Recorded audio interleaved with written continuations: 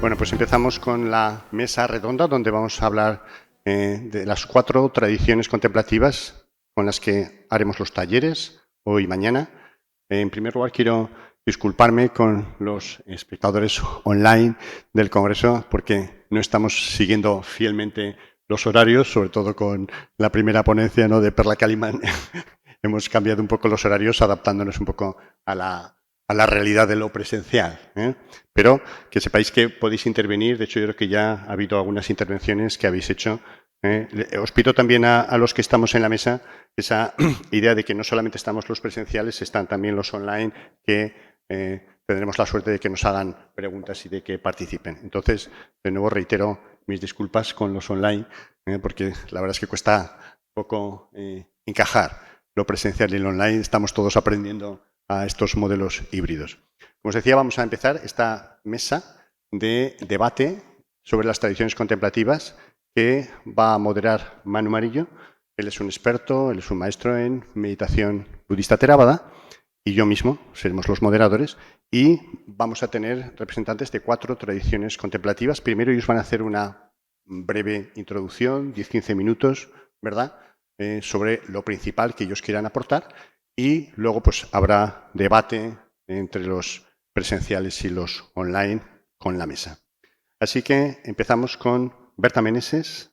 Berta Meneses es maestra Zen de la escuela Sambo y es también monja de la tradición cristiana. Aúna estas 2 tradiciones espirituales, lo cual es una riqueza increíble. Berta, estamos a lo que nos quieras contar.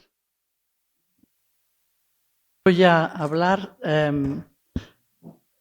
un poquito de esta experiencia mía personal.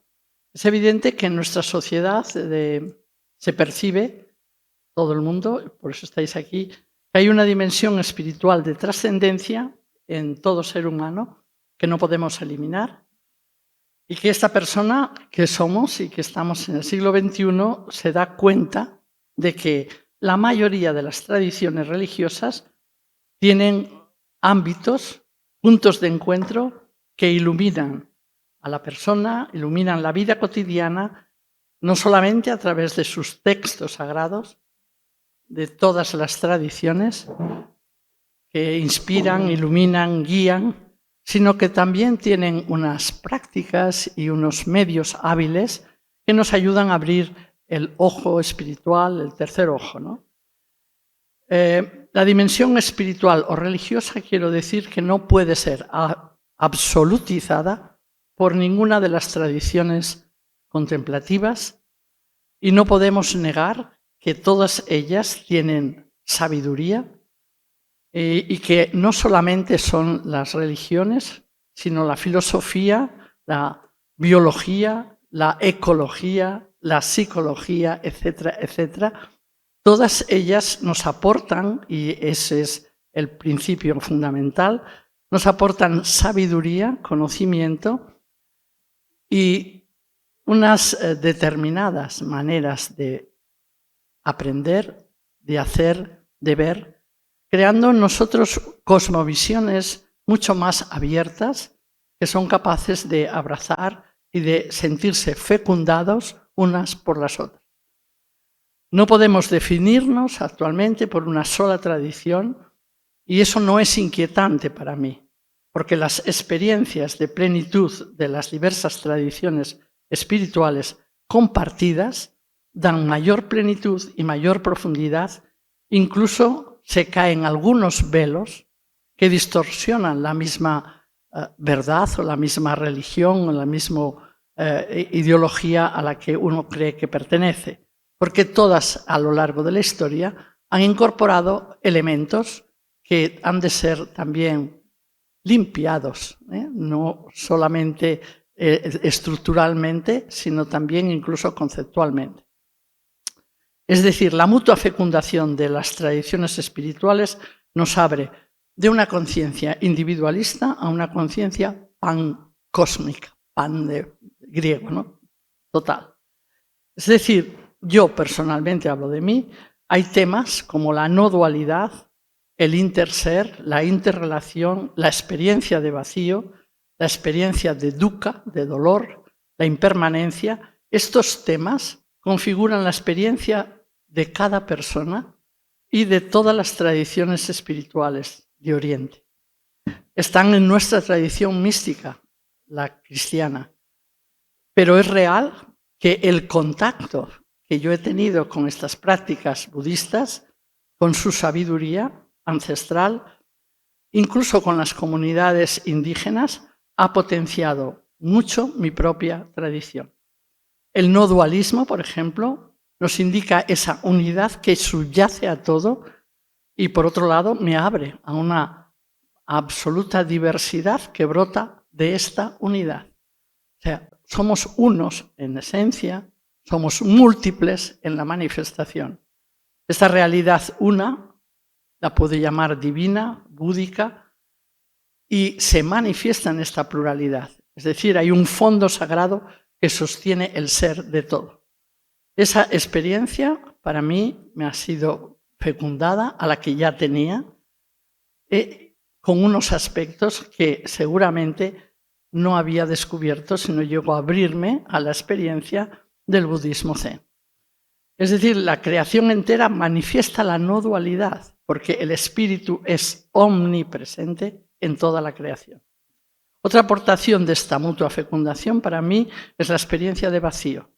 Es sentir que la realidad, el sunyata que se dice, no es una visión nihilista, no es un sinsentido.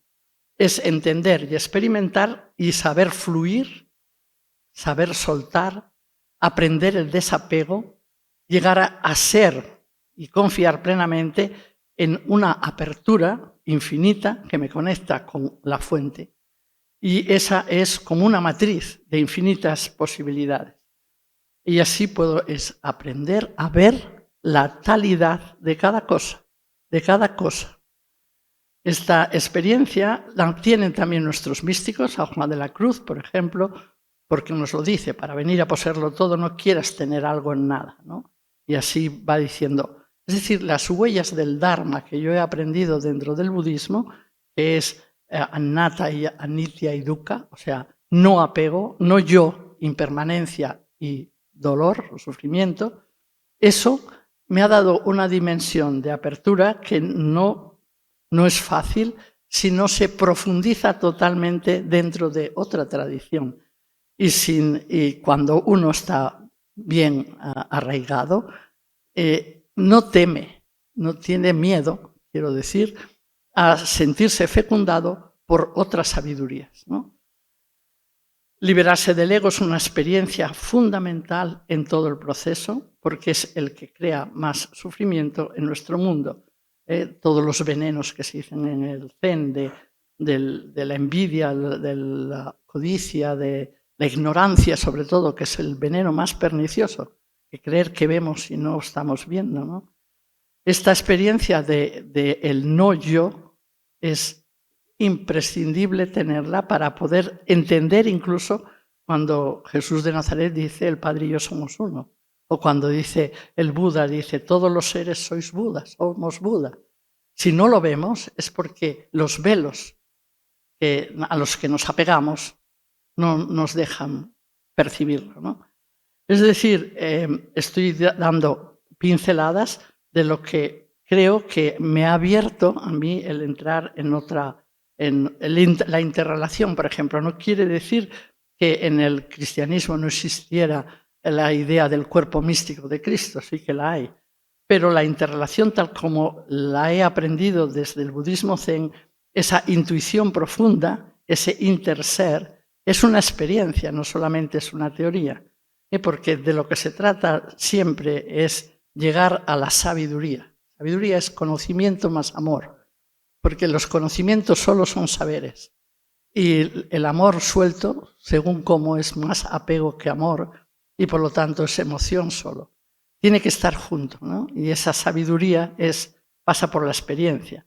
Pues esta interrelación yo la experimento y creo que es fundamental, y esto es lo que nos ayuda en todas las religiones, que todo lo que ocurre en el mundo, el odio y el amor, el miedo y el placer, todo está en cada uno de nosotros.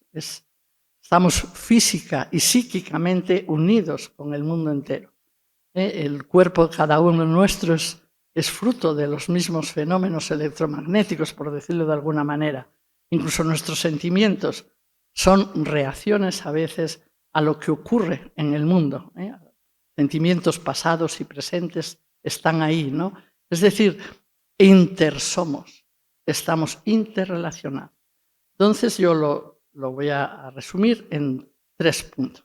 Lo primero es qué es necesario. Yo creo que en esta cátedra maravillosa que ha inventado estos grandes promotores de la conciencia, el primero es la búsqueda espiritual como punto de partida. Una búsqueda espiritual de apertura a lo sagrado, al misterio. En segundo lugar, es tomar conciencia de la propia experiencia espiritual, ese diálogo interior profundo, esa reflexión, ¿dónde te sientas tú? ¿Cuál es tu visión? Y en tercer lugar, la experiencia mística, la experiencia espiritual, es aceptar abrirse porque hay un cierto exilio de la propia identidad para poder acoger lo otro. Y no es un sincretismo, no responde al deseo de montarse la religión a la carta. No, no. Es una tensión que resulta de aprender esa apertura que se ejercita continuamente en este diálogo dialógico, diría Raymond Paniker, ese diálogo que te dejas fecundar por la sabiduría del otro. Yo creo que lo dejo aquí porque sería muy largo. Muchas gracias, Berta, muy claro. A continuación tendremos a la lama Yese Chodron. Ella es una lama del linaje Yuyun Tersal, de la escuela Jinmapa, de la tradición barrayana del budismo tibetano. Ella vive en Lérida y cuando quieras, lama. Un placer y un honor teneros aquí. Muchísimas gracias, Javier, y muchísimas gracias a todos los que habéis hecho el esfuerzo de organizar este evento, que los eventos ya sabemos que todo requiere muchísima energía. Muchísimas gracias también a la delicadeza de género en la representatividad de la mesa. Por supuesto. Sí. Es importante, muy importante. Intentamos tenerlo muy en cuenta. Nos pareció muy importante eso. Sí. Y yo lo agradezco profundamente.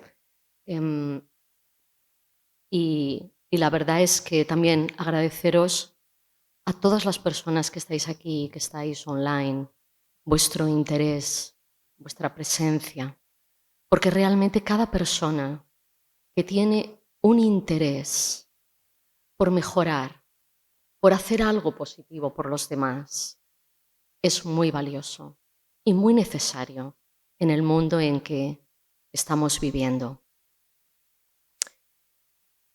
La aportación de las tradiciones contemplativas a la sociedad, yo creo que tiene un valor muy grande, porque llevamos como humanidad toda la vida tratando de liberarnos del sufrimiento, buscando la felicidad. Pero lo cierto es que seguimos experimentando el sufrimiento. Y las tradiciones nos son como el camino, como una indicación que nos dice hacia dónde encontrar esa felicidad. ¿Dónde estamos las personas buscando esa felicidad que todos anhelamos? El punto es, ¿estamos buscando quizá la felicidad afuera, en las cosas externas, en las cosas del mundo? ¿Dónde está esa respuesta que estamos buscando? Hemos estado antes reflexionando sobre el sufrimiento y el Buda fue de las primeras cosas que se dio cuenta. El sufrimiento era una realidad, existía. Sufrimiento es una forma de decir, porque hay gente, sobre todo aquí en Occidente, que puede decir, no, yo no sufro, si yo estoy bien. Pero el malestar, la insatisfacción, podemos decir que seamos plenamente felices al 100%. Siempre hay algo que no acaba de funcionar bien en nuestra vida, algo que quisiéramos tener y no tenemos, o algo que no queremos tener y tenemos y estamos experimentando. Siempre hay algo. Entonces, las tradiciones nos muestran cómo poder liberarnos de ese sufrimiento. ¿Es posible liberarnos de ese sufrimiento? Entonces el Buda también plantea que existe una causa. El sufrimiento no es porque sí. Existe una causa de ese sufrimiento. Hay causas de ese sufrimiento. ¿Cuáles son esas causas de ese sufrimiento? ¿Dónde se genera el malestar, la insatisfacción, la incomodidad? ¿Es posible liberarse del sufrimiento? El Buda dice, es posible. Es posible. Y luego nos muestra el camino. Nos dice, existen formas, métodos. Empieza en nuestra propia visión, en nuestra propia percepción. La invitación es mirar hacia adentro. Y ahí es donde se despliegan los distintos caminos. Cuando pensamos en nuestro propio sufrimiento, todos podemos darnos cuenta de que de un modo u otro lo hemos pasado mal en algún momento. Cuando lo pasamos mal, nos es más fácil ser empáticos con los demás, comprender el sufrimiento de los demás.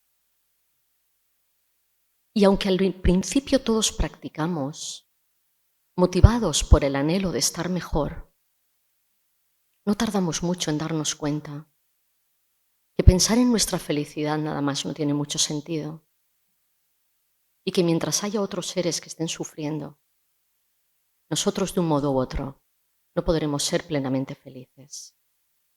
Por tanto, la motivación primera ya no es ni mi propio bienestar, sino poner al otro por delante.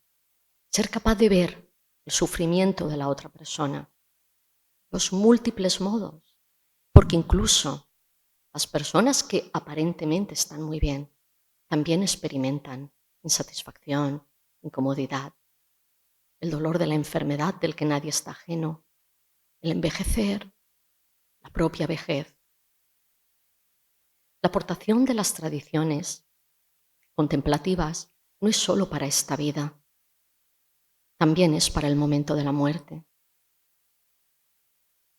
Vamos a morir con la misma mente que hemos vivido,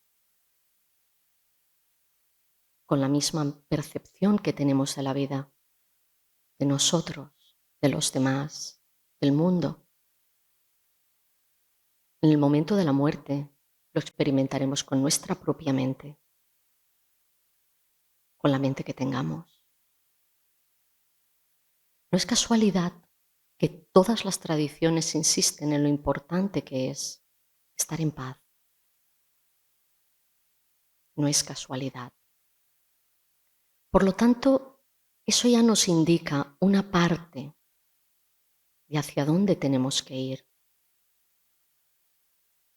Porque la paz no es el objetivo final, la paz es el inicio.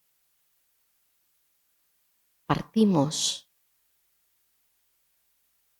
necesitamos un cierto grado de paz para poder hacer cualquier cosa, hasta que nos siente bien la comida. Por lo tanto, todas las personas que estamos haciendo un trabajo interior, y creo que somos muchísimas más de las que se ve. Yo, por lo menos en mi tradición, está muy basada en el retiro, en la práctica, en la cueva, que yo digo. Quizá hay menos visibilidad. Pero hay muchísima gente y cada practicante es tremendamente valioso, profundamente valioso. Y por eso, estos esfuerzos por acercar el mindfulness, que empieza por ahí, empieza por toma conciencia de cómo estás viviendo. Toma conciencia de dónde estás tú poniendo tu energía, tus intereses. Y luego vamos más allá. Date cuenta.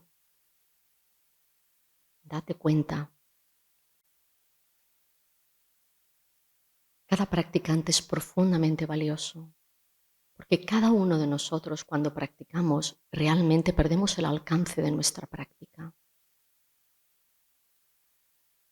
Una mala palabra tuya afecta a la otra persona que luego se ha quedado mal y transmite esa mala palabra o ese malestar, y así perdemos el rastro realmente.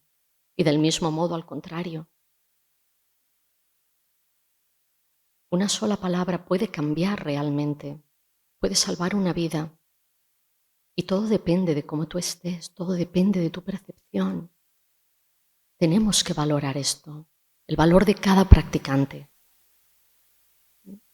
Y expandirlo tanto como podamos, compartirlo tanto como podamos.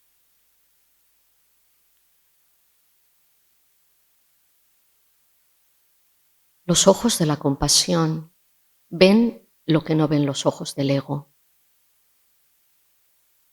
Cuando estamos tan autocentrados en nosotros, no somos capaces de ver. La práctica nos permite ver más allá de las apariencias. Estamos tan atrapados por las apariencias. Creemos que las cosas son lo que nos parece, sin ser conscientes de cuán condicionadas están nuestras percepciones. Condicionadas es, por decirlo suave, no nos damos cuenta y nos quedamos atrapados en la apariencia. Una práctica genuina de cualquier tradición nos lleva a ir más allá. Nos lleva a la esencia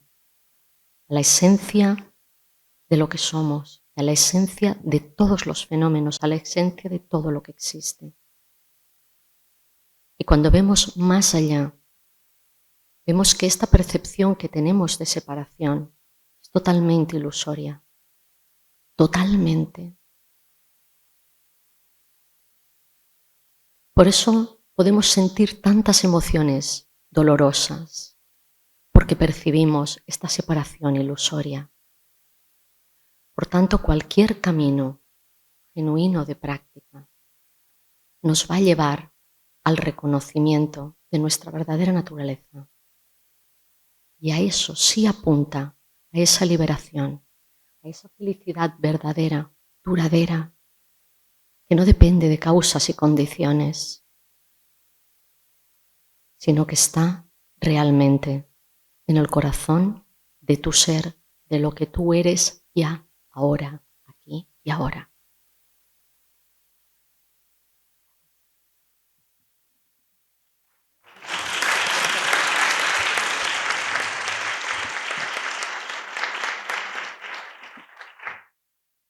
Muchas gracias, Lama. A continuación, hablará José Antonio Vázquez Mosquera, monje laico, licenciado en Filología Semítica, máster de Counseling y experto en Mindfulness. Yo quiero resaltar este aspecto, ¿no? Que la mayor parte de nosotros venimos de una tradición cristiana, yo mismo también, y yo creo que es una de las grandes riquezas, ¿no?, que hemos tenido. Yo personalmente es una de las cosas que me parece de lo más afortunado que he sido por haber podido desde el principio de mi vida conectar, ¿no?, con las tradiciones espirituales. Y pienso que es importante, ¿no?, porque quizás no se tiene esa idea tan clara de la vinculación del cristianismo con las tradiciones contemplativas, ¿no? Yo creo que es importante reivindicar este aspecto y por eso te agradezco especialmente, José Antonio, que hayas venido aquí para ilustrarnos sobre todos estos temas. Pues nada, el agradecido soy yo. Es un gozo, ¿no?, poder estar aquí. Y también lo primero que me nace es dar las gracias a los organizadores y daros las gracias a vosotros, porque al final es verdad que la experiencia se vive en la relación, ¿no? Entonces, el hecho de que tanto online como vosotros generemos este espacio de encuentro, creo que va a ser lo más productivo, ¿no? Creo que va a ser lo más interesante, la interacción. Y bueno, mi aportación aquí la he centrado un poco en lo que nos pedía o el título que hacíais, ¿no?, sobre qué pueden aportar las tradiciones espirituales y luego en concreto qué puede aportar el cristianismo, porque es verdad que el cristianismo a veces en el ámbito del mindfulness, que la gente suele conocer más el budismo, a veces aparece como una una tradición sin mística, una tradición sin contemplación, ¿no? Lo cual es muy injusto y también es fruto del desconocimiento, muchas veces a causa de la propia tradición cristiana, que ha olvidado, ¿no? que olvidó su propia tradición.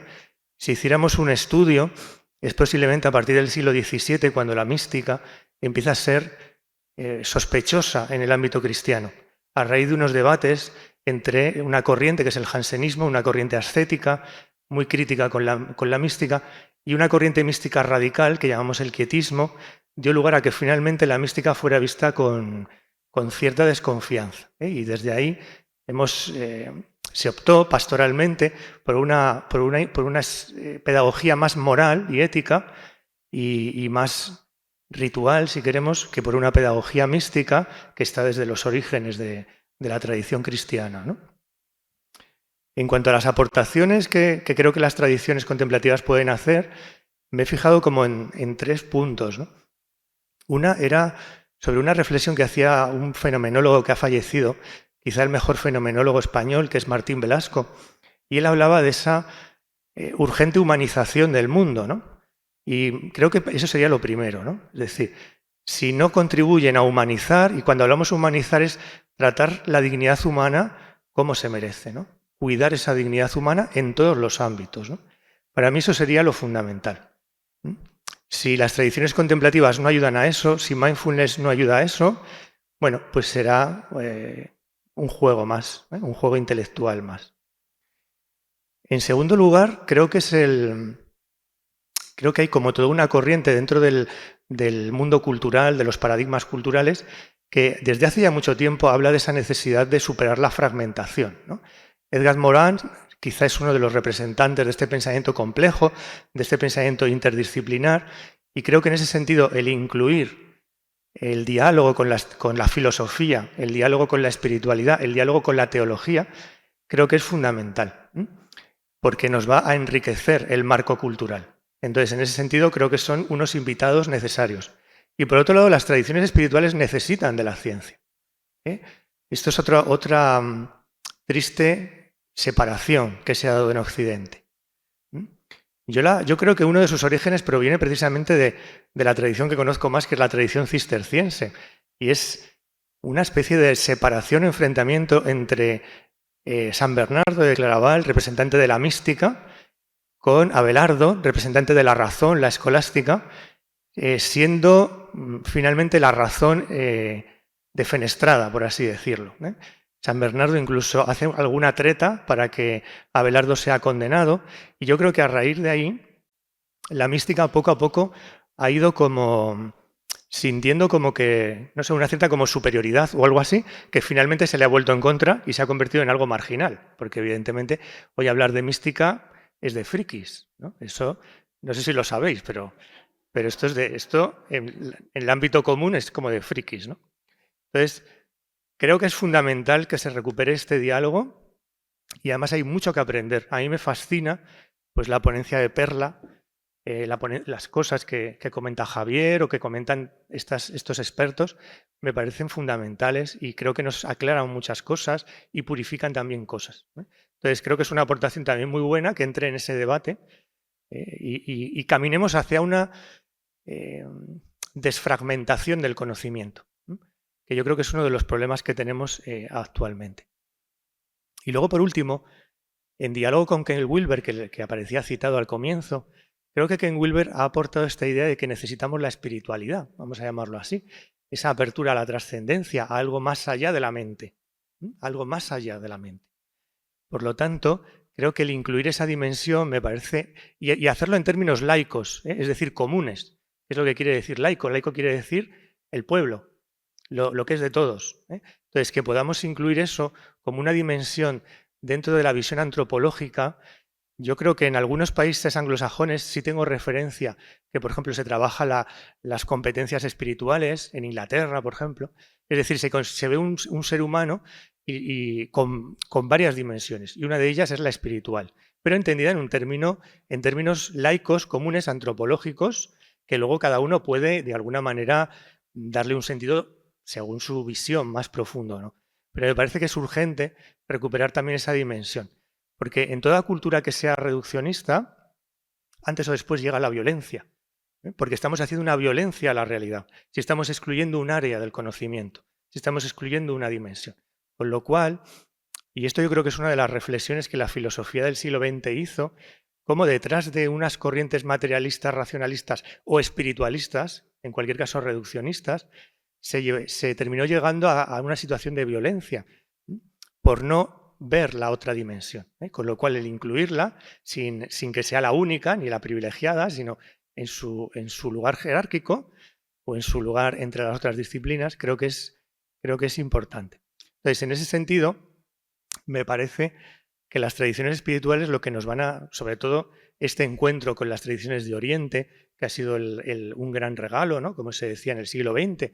Yo no sé si es el acontecimiento más importante, no lo sé, pero desde luego es un acontecimiento importante, ¿no? Creo que ahí pueden hacer una gran labor. Y también en el encuentro con mindfulness, porque creo que hay un cierto riesgo de psicologizar en exceso.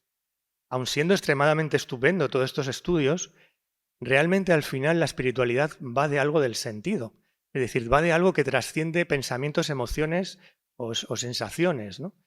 Y que se sitúa en un ámbito más allá de la homeostasis, es decir, encontrar una armonía, es decir, yo puedo meditar para no envejecer, pero lo importante es preguntarme ¿para qué? Eso es la espiritualidad, cuando me pregunto ¿para qué? Y cuando descubro que hay unos, en términos filosóficos diríamos valores, que decía Max Scheler, que son realidades más allá de la mente, que voy descubriendo. Normalmente nosotros en el cristianismo hablamos del amor, no tanto de la conciencia, y ya explicaré un poco la perspectiva cristiana.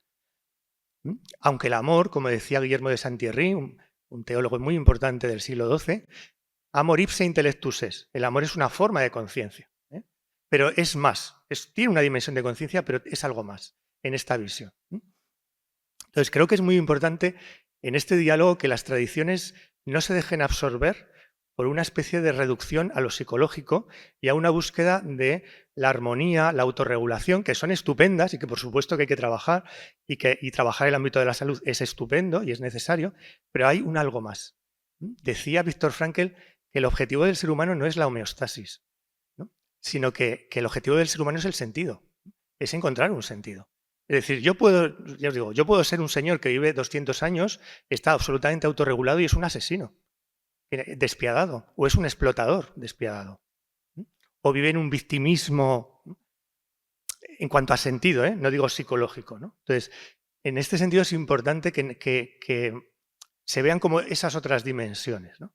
Y captar que la meditación, naturalmente que estamos aprendiendo muchas cosas y es estupendo, pero que es para algo más allá que la salud simplemente, o hay que entender la salud de un modo mucho más integral, ¿no? Entonces creo que dar ese salto al sentido es muy importante. Y de alguna manera eso es también ser humildes, que la espiritualidad sea humilde, cosa que a veces le cuesta, pero que la psicología también. Y que sea consciente de que el ser humano es más que un complejo biopsicosocial, sino que hay algo más, que tiene que ver con los valores, que tiene que ver incluso con el misterio que trasciende la mente, que trasciende lo psicológico. Aunque está íntimamente unido, imbricado, y es absurdo creer que está como separado, ¿no? Pero es verdad que hay algo más. Si no, ¿por qué de alguna manera a una persona que no tiene, o sea, una persona que está en muerte cerebral o que está con una grave patología, ¿por qué la tratamos humanamente? Si solo fuéramos esto, ¿no? Cuando ha perdido todas sus funciones. Porque hay en nosotros una intuición de que hay una dignidad, hay un valor que trasciende lo mental, que trasciende lo emocional y que obliga a un cuidado. Aunque el espíritu no se puede expresar porque el vaso, vamos a decir así, el vaso biopsíquico no está roto, pero hay algo más. Esa es la apuesta de la espiritualidad. Y creo que luego eso tiene unos componentes éticos y unos componentes sociales muy destacados, ¿no? Y por último quizá me gustaría como traer la aportación cristiana, la aportación del cristianismo. Creo que una de las cosas que puede aportar el cristianismo es corregir una cierta tendencia, no sé cómo llamarlo, cognitivista o gnosticista, diríamos nosotros, que a veces se da en la espiritualidad contemporánea. El cristianismo Para el cristianismo la espiritualidad no es un estado de conciencia, es una transformación del ser. Y el ser es algo que está más allá de la mente por definición. Por definición, si hay algo que define al cristianismo es esta revelación del Éxodo donde Dios, el misterio, lo más real de lo real, dice, yo soy el que soy, yo seré el que seré. Es decir, soy algo más que una conciencia, soy una realidad que está más allá de la conciencia.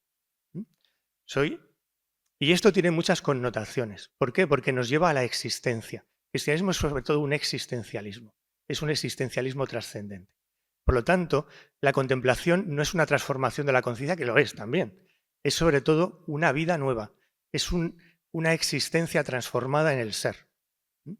Y por eso podemos considerar una mística a Teresa de Lisieux, que no tuvo ninguna transformación estupenda de la conciencia, pero sí tuvo un cambio de sentido y una existencia transformada por el sentido. A lo mejor si los psicólogos hicieran un estudio, su mente no había sido transformada por mucha meditación, pero su vida era una fuente de sentido para sí misma y para los demás. Entonces, es como la meditación es útil, pero para la vida, para llevarnos a la vida, ¿no? Y de alguna manera nos lleva al ser. Esta es la perspectiva cristiana. Es como que matiza un poco para no quedarnos en una especie de gnosticismo, de reducción de lo real a la conciencia, que no, desde luego no es la visión cristiana, y yo me atrevería a decir que no es la visión de muchas tradiciones orientales, y conozco algunas que a veces en Occidente las hemos reducido a un gnosticismo, a una cosa meramente de la conciencia, y esto ya digo que tiene sus connotaciones éticas luego. Entonces creo que esto es una de las aportaciones. Al final hay que vivirlo en la vida. La contemplación es una praxis, pero cuando en el cristianismo hablamos de práctica no nos referimos a que haya que meditar mucho, que está muy bien, sino que es una vida comprometida. Es una vida transformada y una vida comprometida en, digamos, en la transformación propia del mundo y de los demás, ¿no? En esto creo que sería muy interesante el debate, o un poco el diálogo entre aquellos cristianos que se han introducido absolutamente en el no dualismo del Vedanta Advaita, como Abhisiktananda en Rilesó, que hace una serie de matizaciones que creo que nos ayudarán mucho a entender la perspectiva cristiana, que creo que aporta, o sea, no absolutizarla, pero creo que nos aporta para no caer a veces. Yo recuerdo a Elías Capriles, maestro de Dzogchen, ¿no? Cómo matiza mucho y cómo muchas veces llamamos no dualidad a estados que no son no duales. Son estados de fusión, y eso no es la no dualidad. Son estados mentales diferenciados a los habituales que creemos que son no duales. Para el cristianismo, si no hay humildad, no hay no dualidad. Y la humildad supone que la experiencia no es de unidad solo, es de pluralidad también. Unidad y pluralidad. Por eso el centro de la tradición es la Trinidad. La unidad en la pluralidad. Las dos cosas. Sin una, por eso no se dice unidad o monismo, sino se dice no dualidad. Ni uno ni dos, sino que es las dos cosas y la trascendencia de ambas.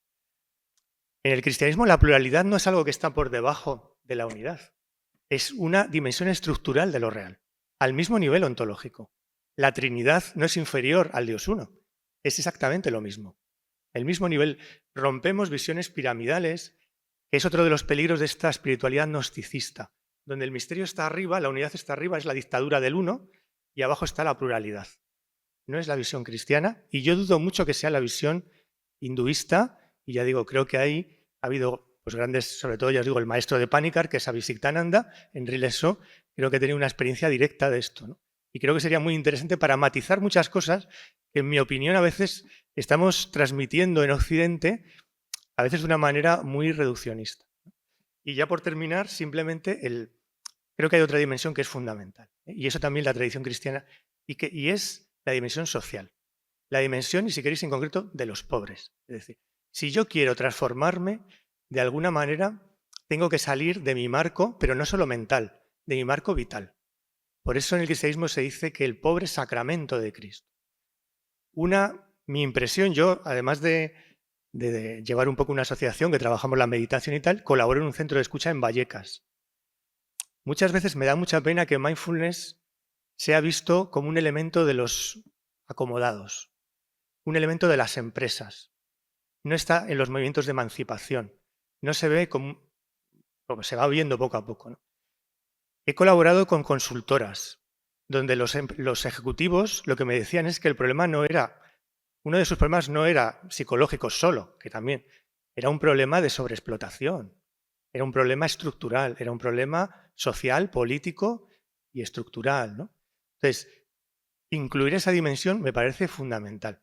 Si no, volverá a ser algo reduccionista y es una dimensión, ya digo, esencial en el camino espiritual, ¿no? En cualquier camino espiritual. Desde el punto de vista cristiano, esencial. Si no, caeremos, que el cristianismo ha caído tantas veces, en un espiritualismo, en una especie de huida de lo real a mundos de la mente que son infinitos, que puedes tener muchos estados fusionales y que no tienen nada que ver con la experiencia mística, sino que te fragmentan en realidad mucho más. Y nada, pues muchas gracias.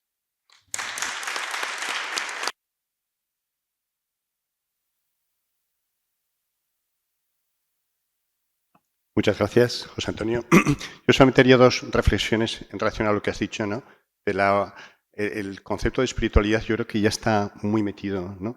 Porque incluso la Organización Mundial de la Salud describe salud, ¿no?, como el bienestar físico, psíquico, social y espiritual, ¿no? O sea, está aceptado que es un elemento nuclear independientemente de las creencias religiosas, ¿no? Creo que eso es un salto enorme. Y con respecto a lo de Toynbee, creo que Toynbee dice eso porque él tiene una visión de la historia en la que defiende que lo que mueve la historia son las ideas de los seres humanos. A mí me parece una visión fascinante, ¿no? Es las ideas lo que hace que la historia se mueva. Muy bien. Y a continuación, y para terminar, tenemos a Wadud Sabate. Él es maestro sufí y es responsable del centro sufí Dergan Naqshbandi en Barcelona. Te agradezco también especialmente, Wadud, el que hayas venido. Yo creo que el sufismo es uno de los grandes desconocidos en general, ¿no? Esa tradición espiritual. Y fijaos que es curioso, ¿no? Porque esta tarde Juan Arnau nos va a decir que, no, mañana, nos va a decir que el origen de las místicas, tanto judaica como islámica, tuvo su origen en la corona de Aragón, en la Edad Media, ¿no? Entonces, esta cátedra de alguna forma estaría enganchada, ¿no? Con todo eso, ¿no? Con ese origen de dos místicas tan importantes en un marco geográfico tan reducido. Muchas gracias, Wadud, cuando quieras. أعوذ بالله من الشيطان الرجيم بسم الله الرحمن الرحيم. Meded. Vamos a intentar poner una imagen que ayude un poco a centrar lo más importante de la existencia de todo ser humano. Intentaremos buscar una imagen que sirviera tanto para el hombre del 5000 antes de Cristo y que con esta imagen él pudiera entenderlo, que sirviera para un hombre que vivió en el 400 antes de Cristo, en el 400 después de Cristo y que sirviera para el hombre de hoy en día. Imaginar que un alma viene al mundo y claro nos queda de que no lo escogemos nosotros el momento. Y cuando viene al mundo a esa alma se le da un trozo de tierra, una especie de huerto, vamos a decir una hectárea. Que toda alma cuando viene al mundo se le da ese trozo de tierra sin darle muchas más explicaciones que esa. Y de repente despierta en un lugar con esa hectárea de terreno, de la cual al principio no es muy consciente, por su edad y madurez. Está rodeado de otras personas en situaciones parecidas, pero con diferentes grados de madurez. Y seguramente cuando le preguntamos a esta persona sobre la situación en la que vive, y especialmente si les preguntáramos sobre el ser, es una pregunta que me parece que es fundamental en mindfulness, esta persona diría, el ser soy yo. Si le preguntara sobre el mundo, esta persona diría, el mundo es mi huerto, mi hectárea, mi terreno, mi propiedad, aquello que es mío, que yo domino, que yo veo, que yo puedo trabajar. Y la verdad es que no podríamos decir que hoy en día esto ni se haya entendido, ni se haya superado en ningún modo. Este reto de ir del yo al ser total, de ir de lo mío, lo que yo veo, a la creación total, depende especialmente de la relación que creemos en ambos sentidos, que creemos porque es nuestra creencia y que creemos porque lo elaboramos. La relación es el eje fundamental que ha de permitir a esa alma llegada en un estado de inconsciencia, podríamos decir, la ha de permitir adquirir conciencia hasta llegar, sea como fuere, por extinción, por sublimación, por unión, al ser, y le ha de permitir trascender esa idea de que el mundo es lo mío, lo que yo veo, tanto sea por apariencia como por posesión, o por interés, hasta llegar a entender que el mundo es la creación, y que el mundo no es el mundo, si son los mundos. La creación no es solo la creación material, hay muchos niveles de creación. Este tema es para mí, entiendo, y para todas las tradiciones, el eje fundamental que ha de llevar al peregrino, sea del tiempo que sea de la edad que sea del interés que sea, del estado de inmadurez e inconsciencia al estado de madurez y consciencia. Porque hay dos aspectos, dos alas que han de permitir al alma volar. La primera tiene que ver con el conocimiento. Sin duda el conocimiento es un elemento fundamental y adquirirlo es un deber para todo ser humano. Pero hay otro aspecto sin el cual no conseguiremos jamás elevarnos, y es la cuestión de la madurez. La madurez viene con un carácter excelente y no de otro modo. Desengáñense. Sin carácter excelente, sin excelencia, no hay conocimiento suficiente en este ni en todos los mundos juntos para hacerles volar. Jamás un ser humano, un alma voló sin carácter excelente, salvo en los cuentos y en las leyendas, allí sí, y en las teleseries de hoy en día, donde parecería que el carácter excelente, la madurez, quedó olvidada. Y ahora hagan un repaso breve y rápido por cada una de las tradiciones que ha recibido y ha visto esta humanidad, desde el hinduismo, judaísmo, cristianismo, budismo, chamanismo de cualquier tipo, aztecas, mayas, egipcios, aborígenes australianos, islam y cuantos más se les ocurra, y no verán en ninguno de ellos un maestro o guía, profeta o enviado, que no estuviera ante todo dotado de un carácter excelente, de madurez.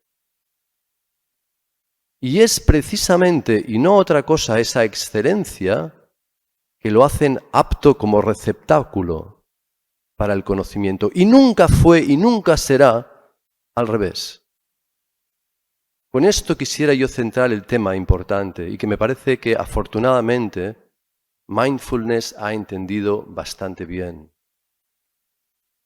Lo primero es forjar el carácter, la excelencia, el equilibrio, también la moderación, la humildad y tantas otras cosas que podríamos recoger y que desde luego, desde el principio de los tiempos hemos tenido sabios preocupados por esta y no por otra cosa en primer lugar, desde Aristóteles hasta Santo Tomás de Aquino y más allá Ibn al-Arabi, Rumi y cuantos otros se les ocurra pensar.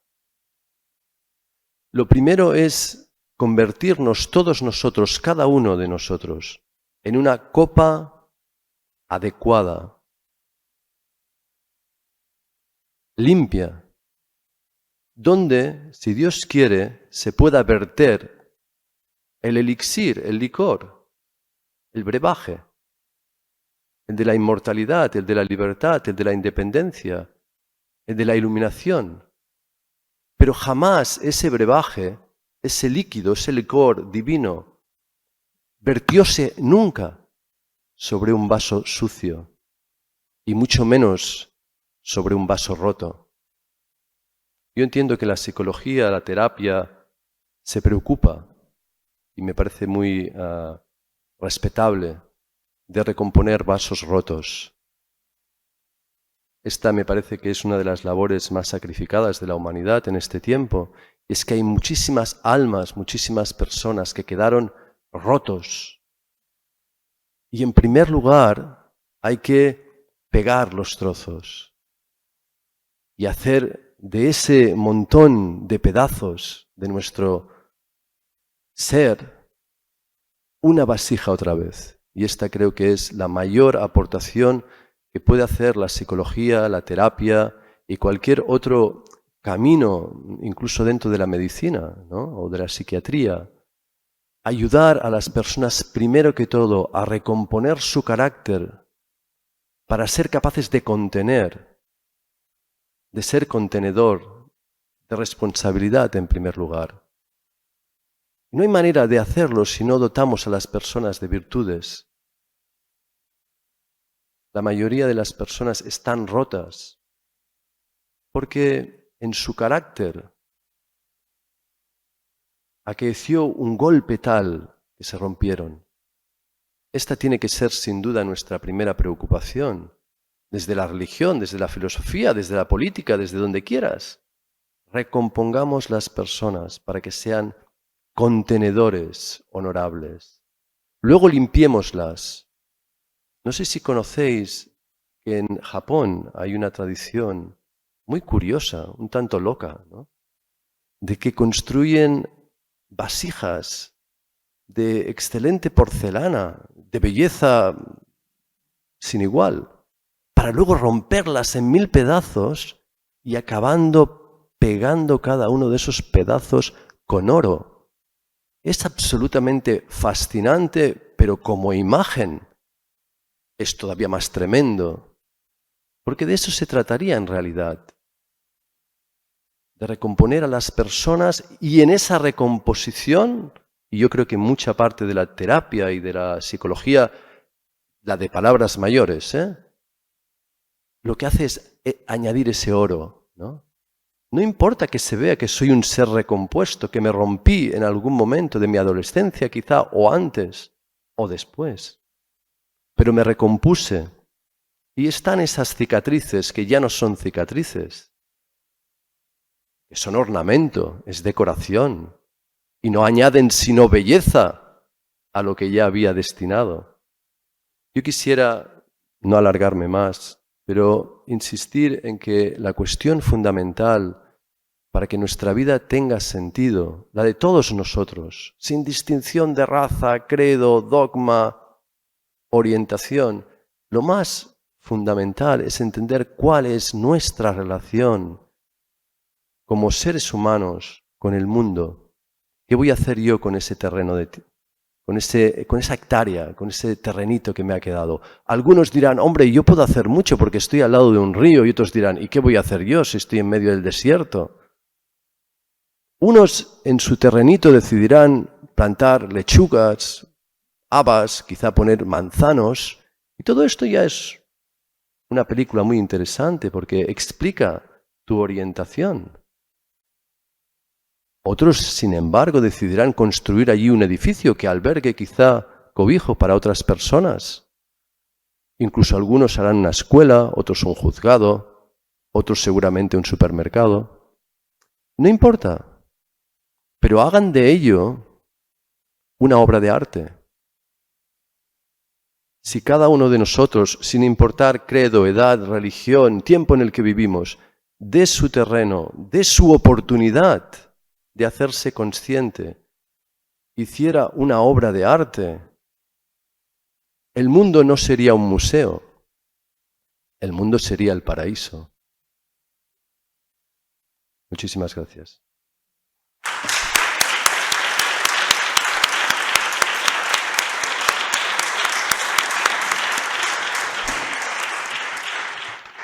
Muchas gracias, Wadud y los 4 componentes de la mesa. Se abre ahora un debate donde vamos a poder hacer preguntas, si os parece, y en honor a los online les dejaremos que sean ellos quienes abran el fuego. Pero mientras, Manu Mariño, como ya os he comentado, es un maestro de la tradición Theravada, va a hacer un par de preguntas a la mesa y mientras vamos mirando las preguntas online. Sí, me gustaría compartir mi estado en este momento, que es conmovido. Estoy conmovido por lo que se está dando aquí.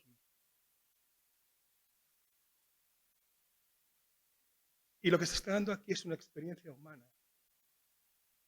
que trasciende cualquier religión, cualquier creencia. Y estamos experimentando a través de lo humano, y yo reivindico lo humano como el lugar donde todo esto es posible que se dé. Cuando antes Berta hablaba de la riqueza que hay entre el poder unir su práctica de maestra Zen con su práctica de monja filipense.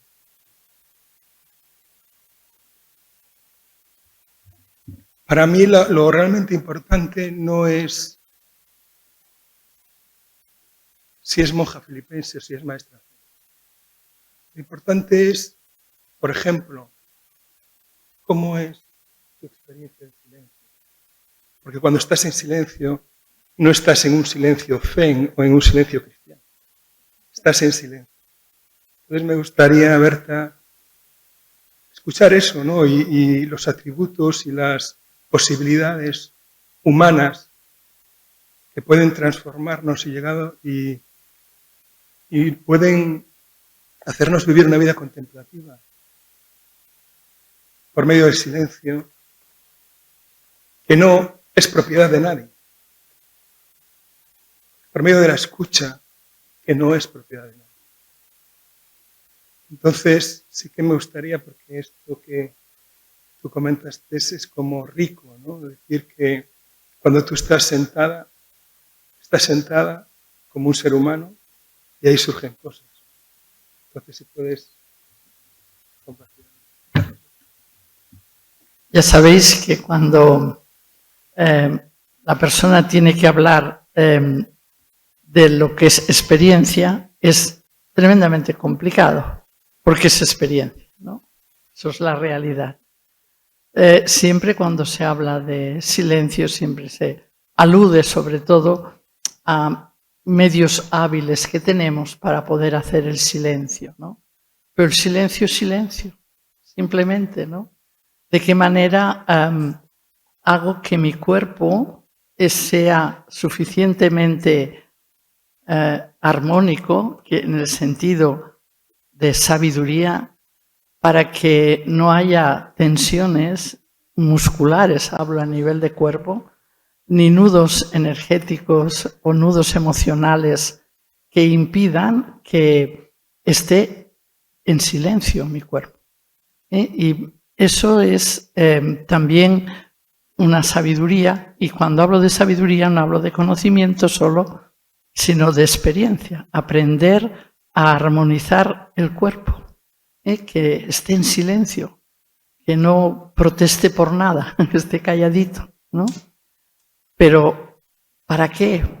Porque sin el cuerpo en armonía, en silencio, a veces es muy difícil. Las sensaciones pueden perturbar el silencio, ¿no? Pero sobre todo para que la mente, este ego centrado, o que es egocéntrico, quiero decir, se ponga a un lado, no sé cómo decirlo, pero que no sea él el que tiene la última palabra, sino lo que tiene es el silencio. Es decir, silenciar la mente. ¿Es un silencio forzado? No. ¿Es un silencio querido? Sí. Es un silencio en el cual tú haces que tu atención esté situada más allá de todas tus expectativas. No tienes ninguna expectativa, no tienes ningún objetivo. Simplemente estás o eres.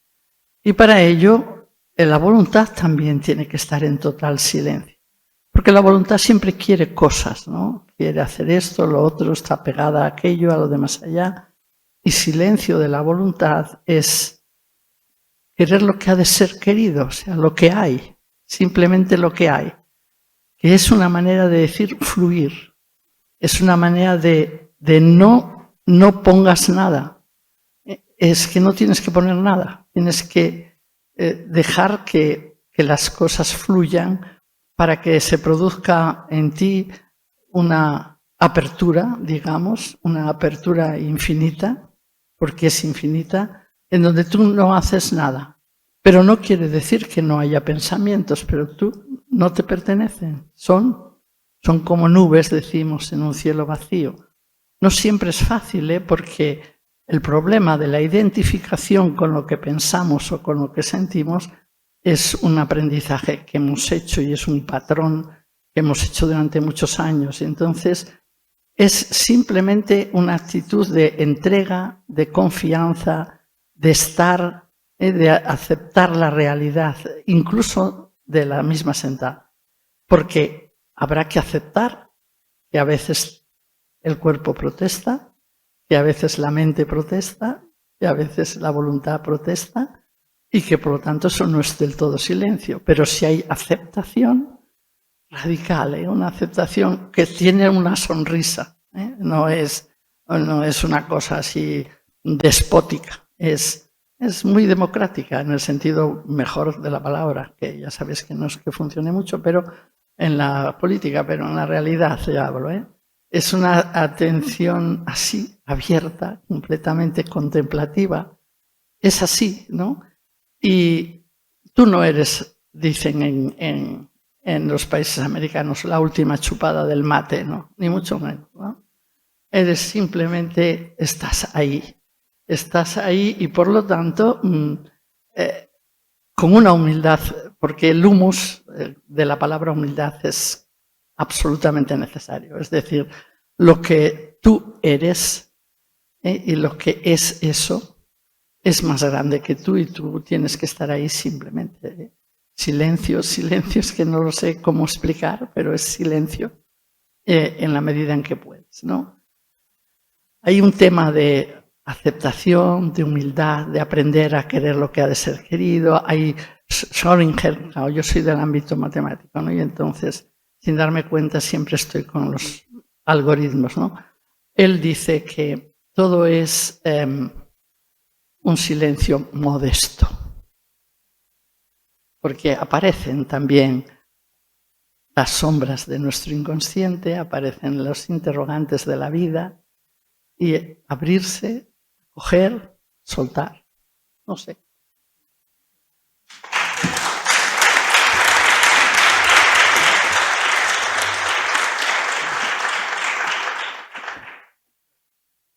Me gustaría también preguntarle a José Antonio, porque antes estuvimos fuera comentando sobre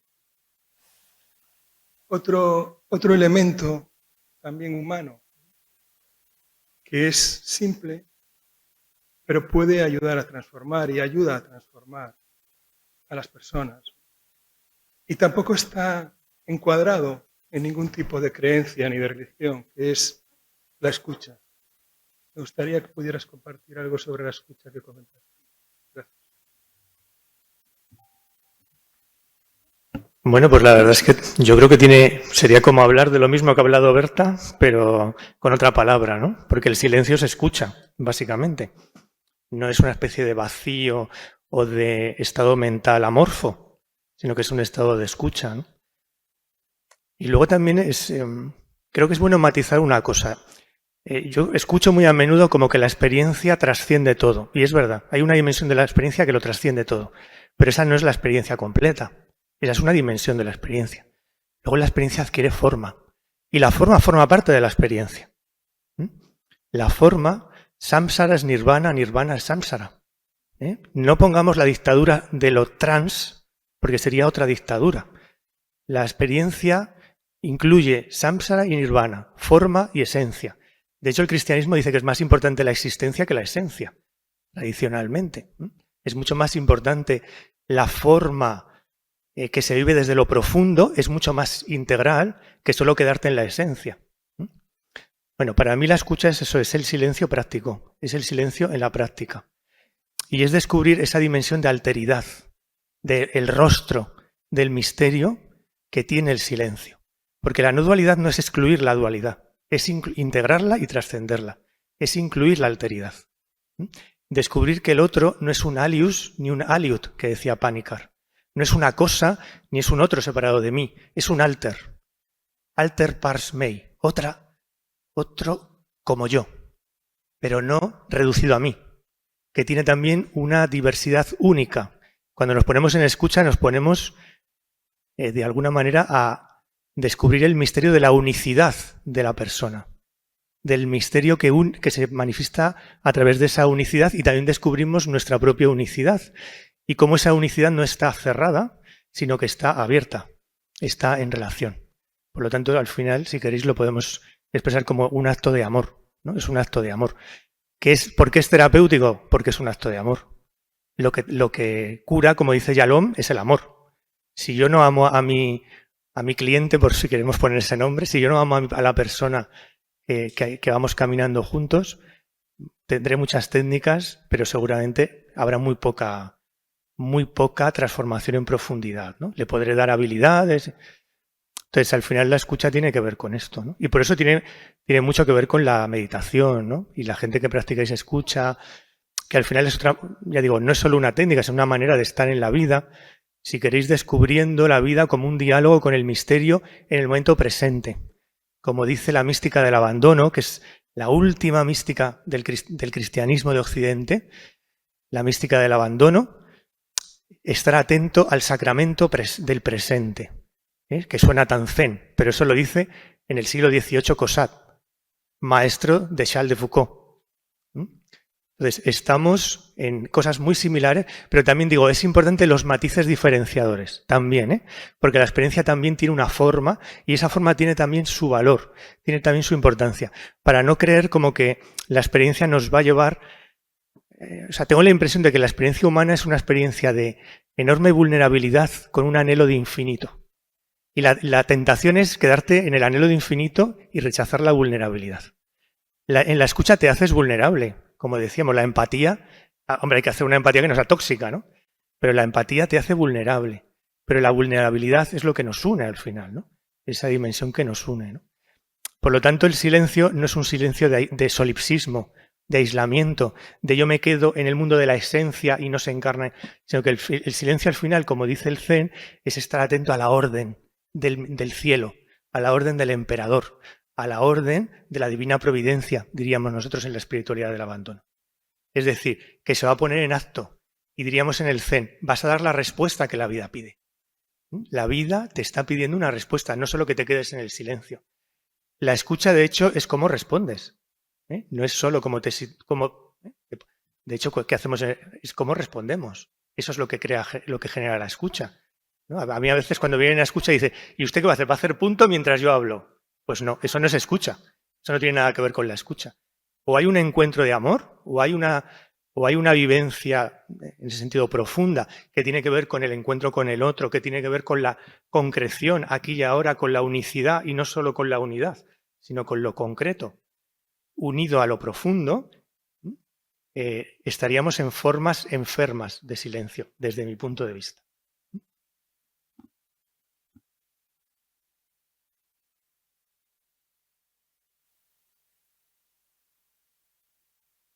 Pues muchas gracias. Vamos a seguir con preguntas online. Hay solo una pregunta online de Marta López Pascual. La saludamos desde aquí, que es para Wadud Sabaté. La pregunta es, ¿en qué consiste el carácter excelente?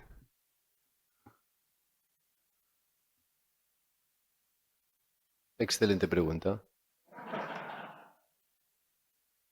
Pues la verdad es que afortunadamente es una pregunta que se han hecho muchísimos sabios y hombres excelentes a lo largo de la historia y tenemos muchísimas respuestas, en su mayoría coinciden. Es muy agradable de leer, por ejemplo, lo que Platón o Aristóteles, los griegos en general, lo que ellos entendían por la excelencia o una persona dotada de virtudes. Podríamos tomar un listado de las virtudes de Platón o Aristóteles, Sócrates. Podríamos tomar una lista de las virtudes que San Agustín o Santo Tomás. Podríamos tomar una lista de las virtudes que entre los aztecas describían a los hombres de honor, ¿no? Podríamos tomar una lista de lo que los aborígenes australianos entenderían como una persona digna de confianza, y así sucesivamente, sin seguramente encontrar más en un listado de 30 a 50 virtudes que iríamos encontrando, porque no hay más, al final se reducen a ese número. Veríamos que en su mayoría todas las tradiciones coinciden. A saber, esencialmente una persona excelente es alguien, como decimos, que se ha convertido en una misericordia para el mundo. Es una bendición para el mundo. Su existencia beneficia al mundo. Esta es una persona excelente. Allí donde está es visto como un bien, como un valor añadido. Pero, es decir, allí donde está la persona excelente, por sus frutos te das cuenta que es excelente. Y no por sus palabras. Y aquí me gustaría subrayar que el discurso, las palabras, son una espada que el caballero de honor lleva enfundada y utiliza solo para los momentos de necesidad, mientras que el maleante enarbola en todo momento amenazando a quienes le rodean.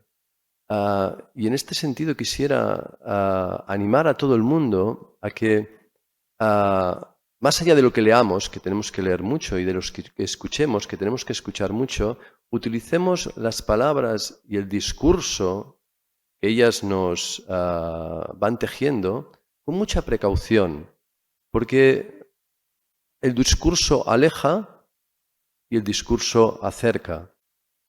Pero sin embargo, la realidad te sitúa. Por eso cuando hablamos de una persona excelente no es tanto la definición, ni tan siquiera la que nos da Aristóteles o la que nos da Rumi. Lo importante de la excelencia, para saber qué es los frutos, el efecto. La persona excelente es, sin duda, vista y experimentada como una bendición por cuantos le rodea. En este sentido, puede llegar a ser que una persona es excelente, y sucede, y ella no lo sabe.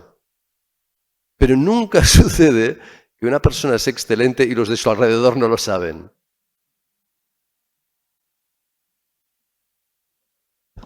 Muchas gracias, Wadud. Yo creo que tenemos suerte, ¿no?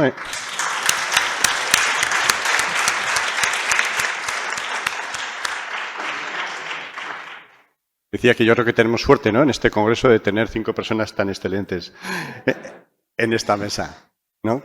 Que seguramente nos influencia, ¿no? Cico. Pasamos a preguntas presenciales. ¿Alguien quiere comentar algo? Vamos a ir turnando online y presenciales. Y también podéis haceros preguntas entre vosotros, ¿eh? Estaremos encantados de que os comentéis.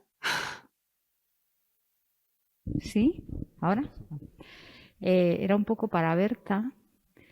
Cuando has comentado antes el enriquecimiento que provoca la unión de diferentes tradiciones, pero también has dicho, claro, no caer en una religión a la carta o en una práctica a la carta. ¿Qué brújula podríamos utilizar para no perdernos en el camino?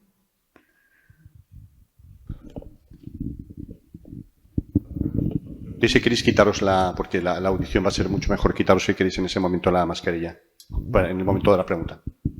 No es fácil responder porque no hay recetas, ¿no? Hay el peligro de creer que esto sí y esto no, ¿no? Realmente creo que el ser humano, cuando está más conectado consigo mismo, tiene más capacidad de discernimiento. Se nos ha enseñado demasiado a discriminar y muy poco a discernir, ¿no? Y entonces, porque hemos puesto la autoridad a veces fuera de nosotros, y entonces, por esa razón, no tenemos mucha práctica en el discernimiento, digamos, ¿no?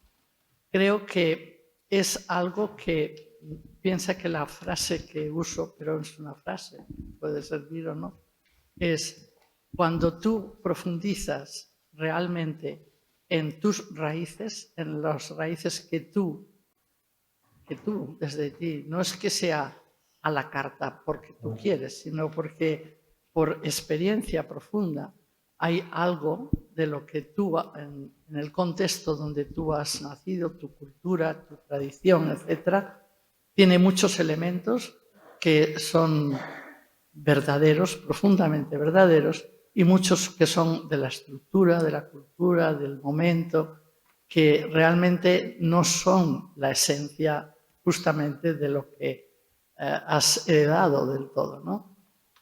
Es desde ti misma que creo hay que hacer esa mirada, ese diálogo, esa introspección, ese diálogo primero, para que no primero ni segundo, ¿no? Sino en esa apertura a todo lo demás, porque es otra cultura o otra tradición o varias, ¿no? Aprendes de todas si tienes esa actitud abierta, fecunden la tuya. Te das cuenta que algo de eso tú también has intuido, pero te da una perspectiva mucho más amplia. Es como si el marco crece, es la experiencia. Pero es siempre desde uno mismo, ¿no? O sea, yo cuando estoy en América Central y viene un maya y me dice, y me saluda en su lenguaje, y yo digo, ¿qué quieres decir? Y me dice, yo soy otro tú mismo, ¿no? Ese es el saludo que hacen.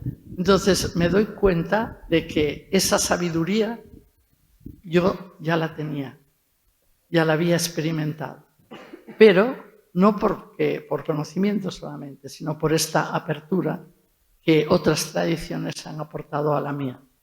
Pero también lo tenía la mía, también lo tiene toda la mística, también tiene todo, como ha hablado mi compañero, toda la mística cristiana. Entonces, no tengo otro método, me parece. Muchas gracias, Berta. Paso, mientras penséis alguna en la sala, una pregunta online. José Antonio Aguilar pregunta, he oído hablar a los ponentes de conceptos tales como espiritualidad, alma o Dios, que en principio tienen más que ver con determinados tipos de creencias que con la ciencia. ¿De qué manera se puede aplicar el método científico en este contexto? Sí, alma, espiritualidad, Dios. ¿Cómo se puede aplicar el método científico a esto?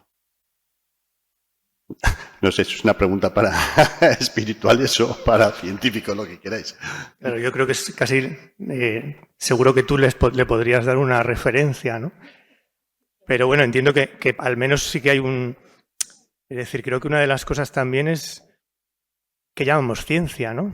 Porque podemos tener un sentido muy positivista y muy duro, vamos a decir, pero también podemos llamar ciencia a la fenomenología, ¿no? Es decir, hay una manera de un acercamiento fenomenológico a experiencias internas, ¿no? Entonces, creo que eso es verdad que a lo mejor hay que ponerlo en términos fenomenológicos, pero que eso nos va a permitir también, de alguna manera, trabajarlo con una metodología que vamos a llamar científica, aunque será un tipo de ciencia que no tiene por qué medir las cosas, no es cuantitativa, pero vosotros en psicología hacéis mucha investigación cualitativa, ¿no? Entonces, creo que por ahí se puede, ¿no? Y luego, bueno, pues cada uno tendrá que ver a qué se... Porque claro, son términos muy polisémicos, ¿no? Porque qué es el alma en la Cábala, a lo mejor es muy diferente a qué es el alma en Santo Tomás. Pero es que en el mismo cristianismo no es lo mismo lo que es el alma en Santo Tomás que a lo mejor lo que es el alma en la Biblia. Entonces, también hay que hacer un trabajo de interdisciplinar, de una investigación. Una de las cosas que nos ha aportado Heidegger, que este gran filósofo, es que el ser se manifiesta en el lenguaje. Entonces, por eso la etimología es tan importante. Y por eso hay que ir al origen, porque ahí está, es cómo se manifestó el ser, ¿no? Entonces, habrá que hacer un trabajo fenomenológico, también cuantitativo, pero también histórico, filológico, para ver a qué nos referimos, ¿no? Entiendo que es un trabajo interdisciplinar, que es como ahora entiendo que la ciencia intuye que debe caminar o ya está caminando, ¿no? Ok, muchas gracias. Sí, yo también pienso que exactamente en este momento es justamente la ciencia en muchos ámbitos, y hablo desde el mundo más de los algoritmos matemáticos, por decir alguna cosa, como puede ser toda la investigación de la física más dura, la física cuántica o el acelerador de partículas, el bosón de Higgs, etcétera, etcétera. Hay un mundo de investigaciones dentro del mundo de la ciencia que se aproximan, solo se aproximan a algunas de las grandes intuiciones de las religiones. Y posiblemente eso será muy interesante en el futuro, aunque creo que siempre hay un horizonte más allá de lo que la ciencia puede. No estará nunca en contradicción, cada vez menos, pero seguramente que será el dedo solamente. El ver la luna es algo que corresponde a una metaconciencia, por decirlo de alguna manera, ¿no? Ahora, no es una lucha entre la terminología mística o la terminología religiosa y la investigación científica, sino todo lo contrario. Cada vez más es un camino que afianza muchísimas de las grandes intuiciones que han tenido todos los místicos y las tradiciones religiosas. Muchas gracias. Yo quizás como científico por contestar, ¿no? Diría que las ciencias contemplativas, mindfulness, ha venido a revolucionar de alguna forma, ¿no?, el mundo de la investigación, porque tradicionalmente lo hacíamos en lo que se llama tercera persona, es decir, desde una perspectiva externa, objetiva, etcétera. Por supuesto, eso se va a mantener, pero ha impactado en el sentido de la importancia de la investigación en primera persona, pues la experiencia subjetiva, ¿no?, de cada uno de los individuos que tiene esta experiencia trascendental, espiritual, y también en segunda persona, ¿no?, un poco en la línea de lo que decía Wadou Sabaté. Cómo impacta esto en las personas de alrededor, cómo impacta esta experiencia en las personas de alrededor, que sería la investigación en segunda persona. Yo no creo que la ciencia pueda demostrar en ningún momento la existencia de Dios o del alma, pero sí va a poder profundizar en estos tres niveles de investigación. Es decir, cómo la experiencia espiritual modifica al individuo, impacta en las personas de alrededor, segunda persona, y qué cambios objetivos puede producir, ¿no? También analizaría qué prácticas son las que producen ese mayor impacto o qué prácticas son más específicas o útiles para cada persona. Es otro de los temas de los que también se está planteando, ¿no?, esa posibilidad de investigación, y también aspectos pedagógicos, ¿no?, como quizás mejorar la pedagogía de muchas de estas técnicas, si es que es mejorable, ¿no? ¿Una pregunta presencial? ¿Tenemos alguna otra online? Sí. Carles. ¿Qué piensan? ¿Qué piensan los editores de...? Muy bien, pues no sé, un placer escuchar tanta riqueza, ¿no?, y conocer estas tradiciones espirituales tan profundas. Pero me gustaría hacer una pregunta. Conocemos el cristianismo bastante, ¿no? Venimos de aquí, ¿no?, los españoles, los europeos. El budismo también lo conocemos bastante, pero el sufismo es algo que no conocemos mucho, ¿no? Quizá conocemos algo místico como Rumi, y creo que es una tradición muy rica. Y si nos pudieras explicar, ya sé que podría dar para un seminario, pero si nos pudieras explicar un poquito... ¿qué es eso? Que lo hay, un seminario que lo hay esta tarde. Si nos pudieras explicar un poquito el sufismo, ¿no? ¿Qué es? Gracias. Bueno, como tú muy bien has entendido, sería muy difícil, ¿no?, de definir el sufismo. Pero en breve se me ocurre que si las religiones, en este caso las tradiciones, en este caso el Islam, ¿no?, el sufismo, así muy a lo bruto diríamos, es la mística del Islam, ¿no?, o es el camino contemplativo del Islam, pero eso no es así, ni mucho menos. Lo que existe es que hay el Islam como religión, como camino, como tradición revelada, y es una fuente de conocimiento. Yo creo que esto en el caso de la revelación de Jesús, ¿no?, el cristianismo, o de Moisés, ¿no?, con el judaísmo, el budismo, el hinduismo, las tradiciones, las revelaciones, las inspiraciones, son una fuente de conocimiento para todo el mundo, sin distinción. Es decir, cualquier persona que se entregue a la práctica de una religión revelada, de una tradición, va a encontrar conocimiento. Va a encontrar conocimiento. Y esta es una ala de la que hemos hablado, la consciencia. El sufismo apareció unos años después de que hubiera llegado el Islam y con razón, muchas veces a personas de cierto orden fundamentalista o rigorista o extremista dicen el sufismo no es Islam, ¿no? Y argumentan con razón de que al principio no había tal nombre. Este nombre aparece seguramente 2 siglos después de que viniera el noble profeta Mohammed con su mensaje. Pero al mismo tiempo nos enseña de una manera muy visual qué es lo que sucede en todas las tradiciones. La tradición llega, también va a suceder de algún modo en el mindfulness, ya veréis. La tradición llega el dogma, llega el método, llega la revelación o inspiración. Y al principio todo el mundo entiende para qué es, cuál es el sentido, porque están ahí, lo están viviendo, no necesita glosa, no necesita una explicación, no necesitan compendios. Pero poco a poco la gente se va especializando y la especialización es alejamiento, en cierto modo, ¿no? Acercamiento, pero también alejamiento. Llega un momento en que la gente se desconecta un poco de lo que es realmente el Islam. Y esto sucedió en el cristianismo, sucedió en el budismo, sucedió en el judaísmo y en tantas otras tradiciones que desconocemos, pero en el Islam es clarísimo. Esa desconexión hizo necesario que a los pocos años surgiera una corriente de personas que estaban más preocupadas por conservar el aspecto de madurez de carácter que no el aspecto de conocimiento. Entendieron que el conocimiento iba a seguir transmitiéndose sí o sí. En el Islam, adquirir conocimiento es fard, es decir, es obligatorio, ¿no? Y es muy, muy frecuente encontrar cientos, miles de jóvenes en los países musulmanes, árabes, islámicos, que conocen el Corán de memoria, que lo han memorizado. Y no solo esto, a veces a los 14, 15, 16 años han memorizado el Corán de memoria, sus diversas explicaciones, tafsirs, glosas, de diferentes maestros sabios de diferentes momentos, e incluso han memorizado entre 1000 y 2000 dichos del profeta. Es decir, la memorización, el estudio en el Islam nunca será un problema, porque viene con la religión. La gente en general estudia muchísimo, ¿no?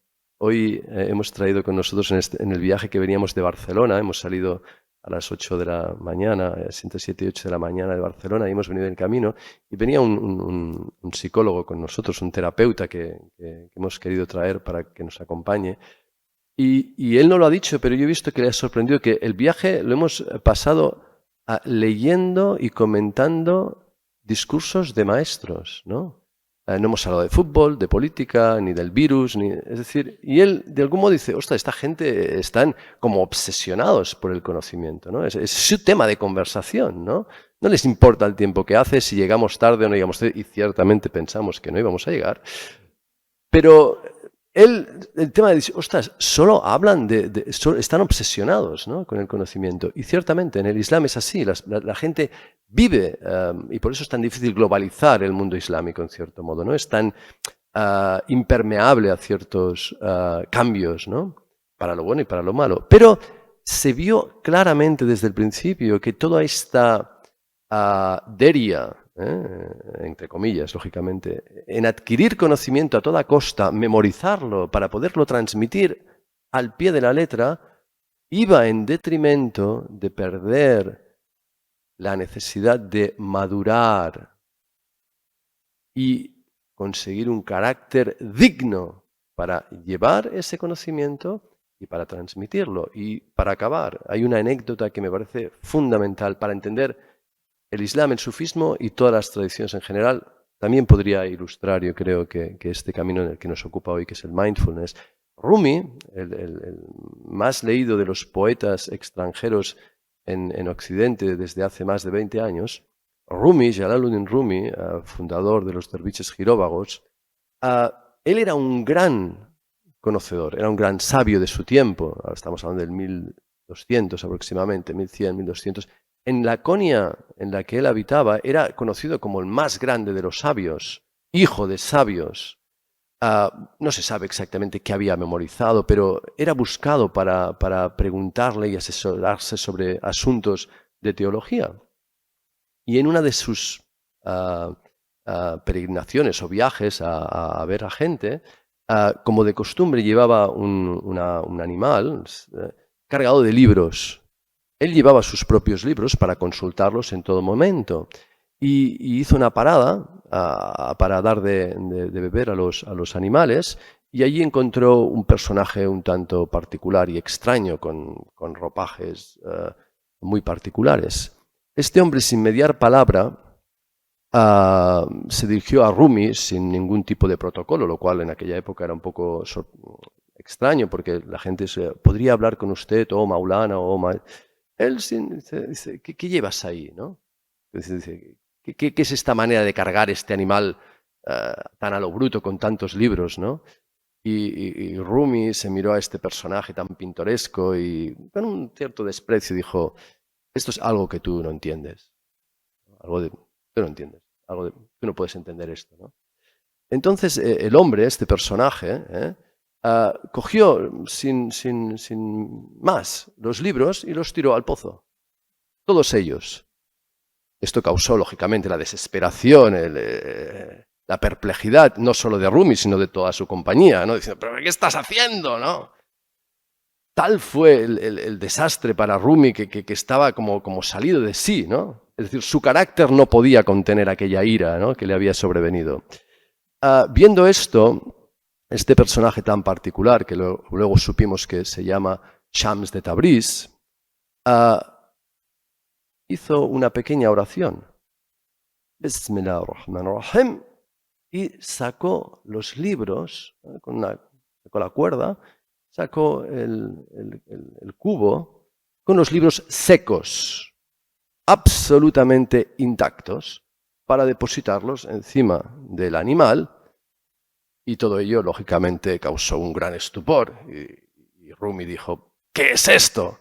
Entonces, este hombre tan particular, Rumi, dice, algo de lo que tú no entiendes. Este es el principio de la historia de amor entre Shams de Tabriz y Rumi, que lo llevaría a ser asesinado, a Shams de Tabriz. Pero esto nos llevaría muy lejos. Yo creo que ilustra qué es el sufismo, y da para interpretaciones. Muchas gracias por la anécdota. Manu, ¿quieres comentar algo? Sí. Me gustaría preguntarle a la dama cuál es la práctica más básica dentro de la tradición.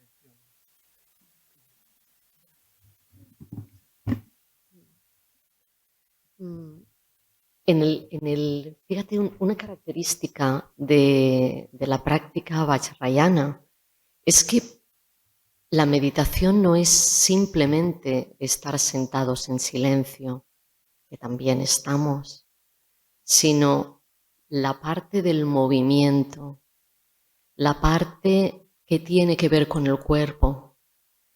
y la parte que tiene que ver con transformar la energía. Una característica es la visualización, que representa, podríamos decir de alguna forma, simboliza el aspecto de sabiduría en sus diferentes manifestaciones, pacíficas, airadas y gozosas. Eso quiere decir que la visión que tiene el Vajrayana de las emociones, y justamente antes cuando estábamos hablando del sufrimiento, del silencio, ¿no?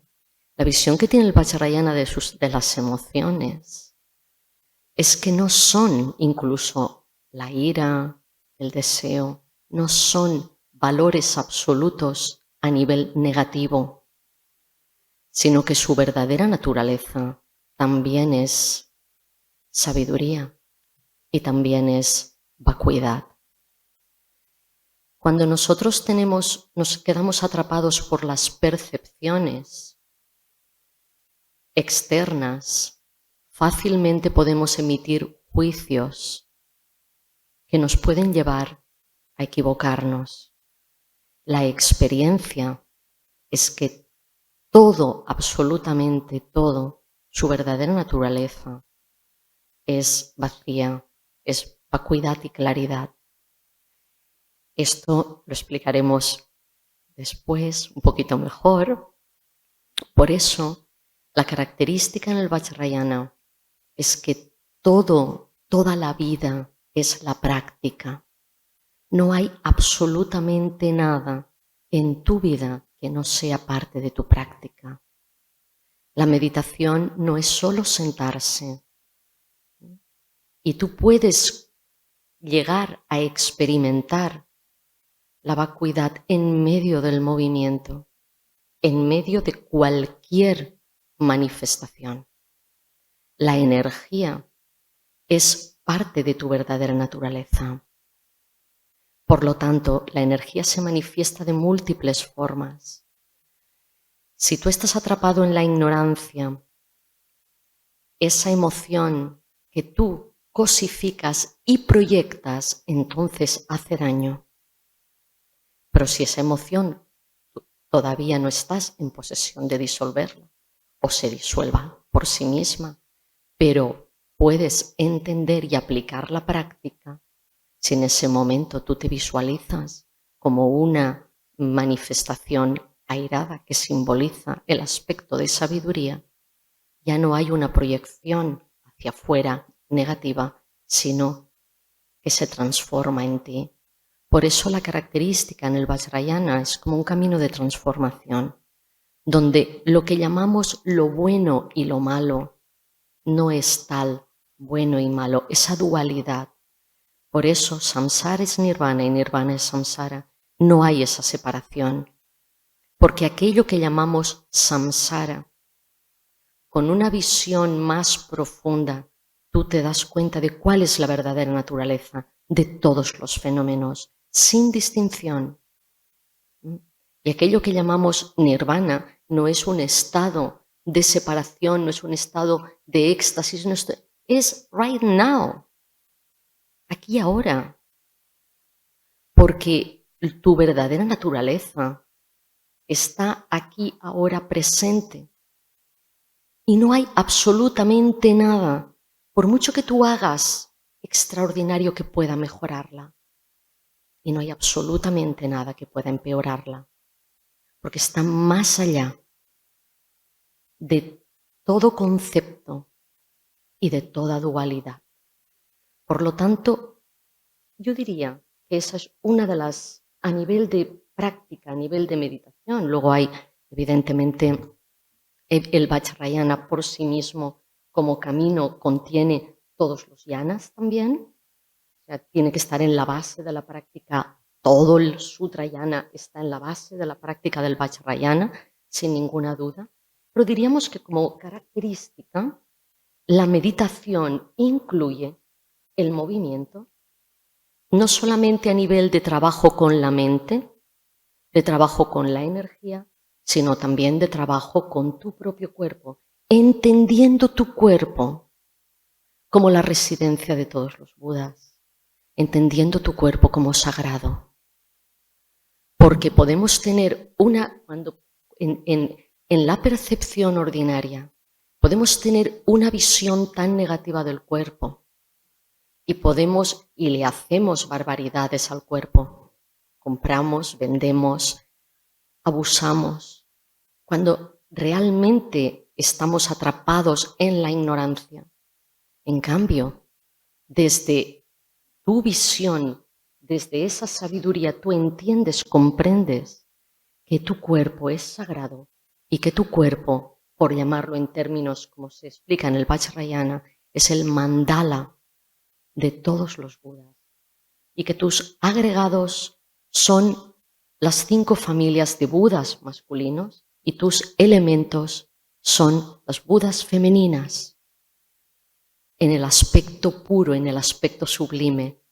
Es decir, yo ahora he utilizado esta terminología más característica del Vajrayana, pero hace referencia a que esta visión que nosotros tenemos del cuerpo o que se puede tener de algo ordinario, no es esta la visión y por tanto se incluye el trabajo con el cuerpo y con la energía como meditación. Y todas las experiencias de la vida son meditación cuando tú no te apartas de la visión y no te separas de la visión y entiendes allí donde estés que samsara es nirvana y nirvana es samsara y que la verdadera naturaleza de todos los fenómenos es vacía, es vacuidad y luminosidad y claridad. Muchas gracias, Lama.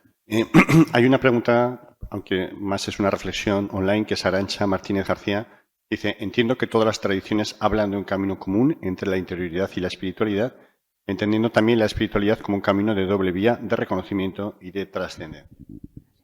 Bueno, yo creo que no hace falta comentar más, ¿no? Yo creo que estamos todos de acuerdo. ¿Hay una pregunta presencial? Sí. Hola, es para los representantes de la tradición cristiana, bueno, quien quiera responder, pero es básicamente para ellos. Hay por ahí una imagen, bueno, ilustraciones, imágenes de Jesús en postura de meditación, meditando.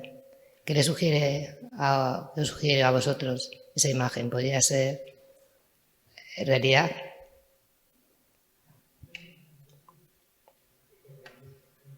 Hay ilustraciones de Jesús meditando, postura haciendo meditación. Digo que le sugiere a ustedes esa imagen. ¿Podría haber una influencia? ¿Hay una influencia? No la he visto nunca, ¿no? Pero, Ay, pues, pero no es una concreta, son varias que circulan. Como Jesús en postura de meditación. Como un acercamiento. Sí. En el trasfondo ¿podría haber habido una influencia, según ustedes creen, entre Jesús y las tradiciones orientales? Nunca sabemos las influencias que ha habido, seguramente muchas más de las que tenemos históricamente conocimiento entre Oriente y Occidente. En realidad Jesús era oriental también, ¿no? O sea, pero la cultura en la que Jesús vive y desenvuelve toda su existencia es la cultura judía. Y me parece que en la cultura judía la forma que al menos creo que la tradición oral siempre ha sido también importante. Lo que hemos visto de la tradición judeo-cristiana después es una manera de orar y de que no incluía explícitamente posturas que están muy claramente definidas en el mundo oriental, sobre todo desde los Vedas y los Upanishads, dentro de toda la cultura hindú, más que después lo que puede ser el budismo Mahayana o el budismo Hinayana, que sí que incorporan estas posturas, ¿no? Lo que sí que no me parece mal, como a veces hay un esqueleto que está en postura de loto y dice, le habrán colocado en una imagen, porque realmente un esqueleto no se puede sentar en postura se puede tiene más flexibilidad seguramente, ¿no? Es una broma, perdona. Pero, no hay estudios, ¿no? No hay estudios. Pero lo que quiero decir es que sí, o sea, sí que hay fotografías, ¿no?, de muchos, podríamos decir, indígenas, ¿no?, que tienen esa postura para meditar, O sea, son culturas aztecas que tienen en sus esculturas, tienen esa postura de meditación. No nos han dicho, aquí es un tema importante dentro de la Iglesia Católica, de la tradición, no nos han dicho nunca, casi nunca, hay poquísimos ejemplos claros de cómo el cuerpo les ha ayudado a Teresa de Ávila, su experiencia mística, a San Juan de la Cruz, su experiencia mística, al maestro Eckhart o a Taulero. O sea, no nos han dicho, no nos ha hablado mucho del camino. Esas técnicas, esos medios hábiles nos vienen desde Oriente. Y Oriente sí que lo ha tenido muy en cuenta, la sabiduría del cuerpo, ¿no?, como manera de acceder, ¿no?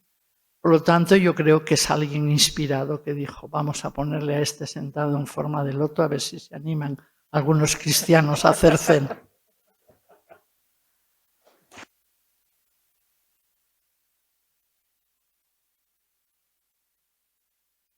El otro día, no, Berta, el otro día en la webinar que hicimos con Siglantana, te pregunté, le dije, no sé si es muy indiscreto, ¿cuáles son tus técnicas corporales? No sé si quieres comentar.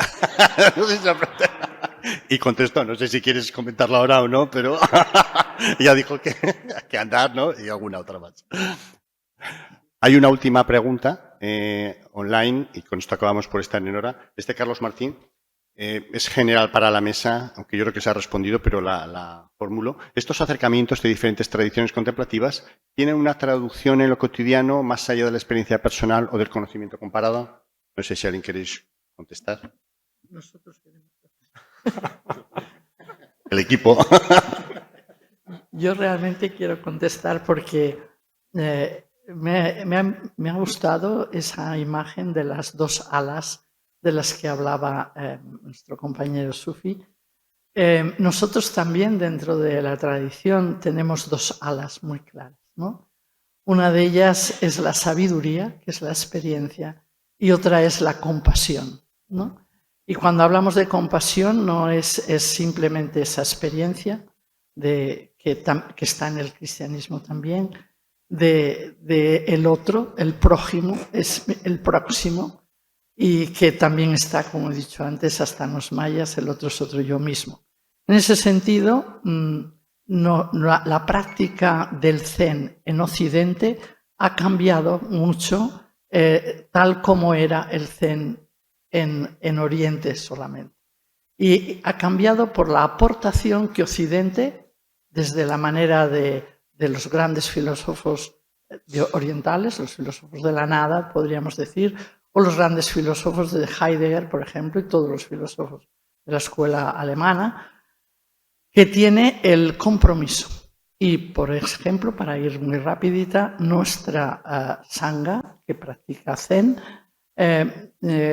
y que todos, muchos son de por aquí o de Allende los Mares, casi todos tienen raíces cristianas en sus orígenes. Tenemos un gran compromiso justamente con lo que es el mundo actual, ¿no? Por ejemplo, se practica Zen en los grandes hospitales de Barcelona, en las prisiones. Se ha creado una fundación para todas las prisiones en Inglaterra, Phoenix Prison se llama. Hace poco teníamos un reconocimiento de aquellos, la publicación de unos libros concretos. Se hace con los sin techo, se practica Zen en novingus, como se dice, los emigrantes jóvenes, chicos y chicas jóvenes que están en centros de acogida, con mujeres que están también en centros especiales. Con todos ellos se hace un acompañamiento que es psicoespiritual y, por lo tanto, con una práctica concreta de meditación que les ayuda muchísimo. Y también en acompañamiento a enfermos terminales y en oncología de niños y, por supuesto, en la práctica en escuelas e institutos. O sea, yo creo que es esencial, ¿no? Cuando le preguntaban a Santa Teresa cuál era como el criterio de validación de la experiencia, ella decía obras de amor, obras.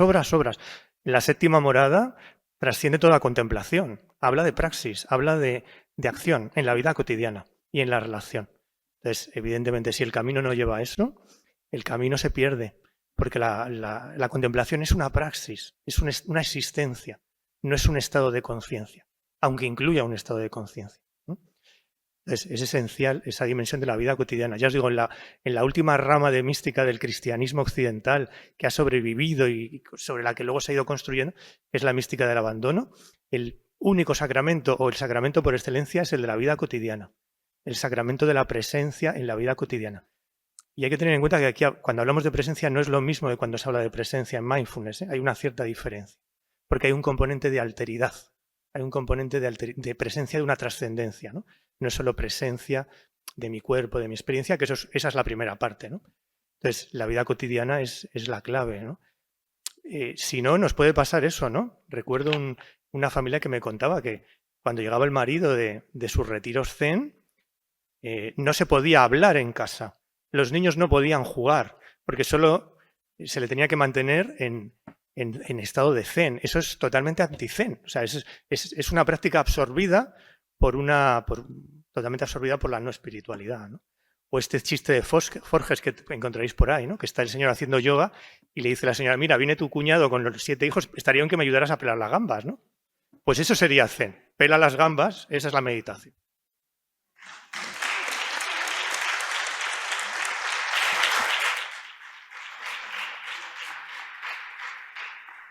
Bueno, pues con esta invitación a pelar las gambas, ¿no? A comer.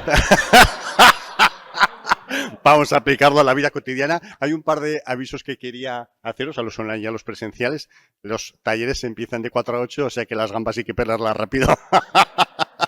Y hay un taller que no se repetirá mañana, el de Guadalupe Sabaté, por circunstancias personales que no puede estar mañana. Lo digo simplemente para quien lo sepa, pero siempre va a estar en la nube, o sea que no hay problema. Y para nuestros online, decirles lo mismo, que no se retransmiten los 4 talleres, se retransmiten 2 hoy y 2 diferentes mañana, y que hoy los que se transmiten es el de Guadalupe Sabaté, obviamente, porque es el que está, y uno de los talleres budistas, que es el de Berta Meneses, y mañana se transmitirán los otros 2, porque hacer los 4 simultáneamente era de una complejidad brutal para online.